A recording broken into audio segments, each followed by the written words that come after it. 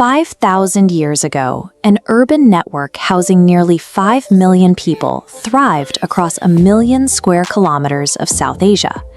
They built vast, mathematically precise grid cities, yet left behind no palaces, no temples, and no trace of an authoritarian ruler.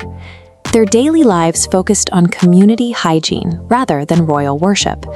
Nearly every identical baked brick house featured its own well and a dedicated bathing room. Waste was carried away by a complex, covered sewage network that ran beneath the straight streets, a level of plumbing that would not be matched for another 2,000 years. To understand how unusual this is, look at their contemporaries.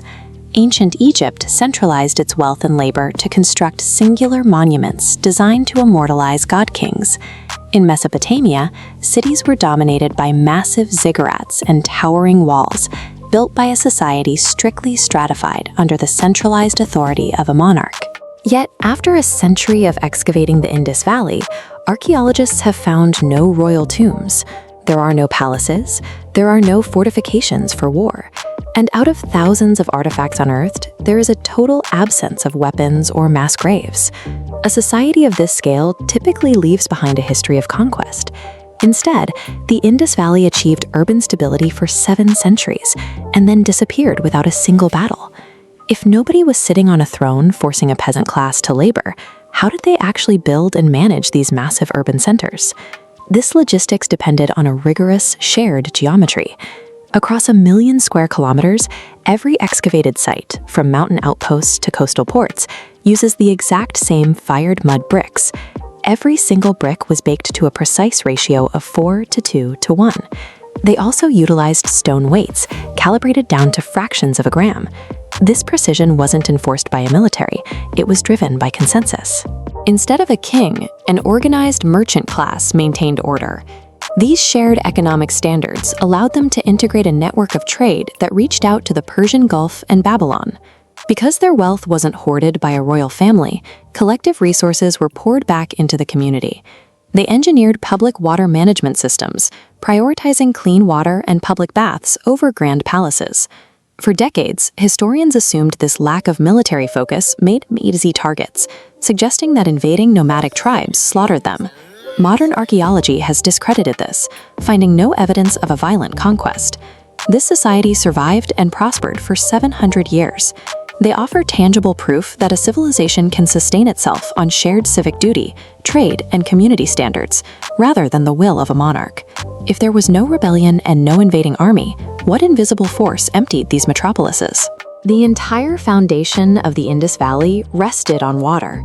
Their agriculture and trade networks were dependent on the predictable, seasonal flooding of river systems fed by Himalayan glaciers and monsoons. Looking at paleoclimate data from stalagmites and sediment cores, we see a shift beginning around 2500 BCE. As the Pacific Ocean warmed, the regional monsoon cycle weakened and rainfall plummeted. The timeline identifies 4 distinct megadroughts striking the region.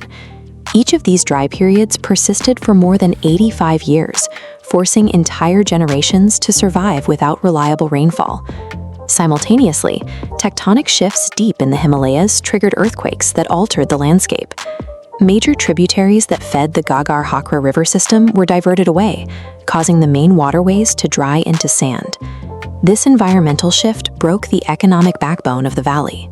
Water-heavy staples like wheat and barley failed in the parched soil, while the retreating rivers severed the trade routes that once connected Indus merchants to Mesopotamia. It is a bitter irony. The most harmonious, well-engineered society of the ancient world wasn't destroyed by human greed, but was slowly starved by environmental forces beyond their control. When historians realized the rivers dried up, they assumed the population simply perished in the dust, but the reality is far more resilient. Sequencing of ancient DNA tells us that they adapted.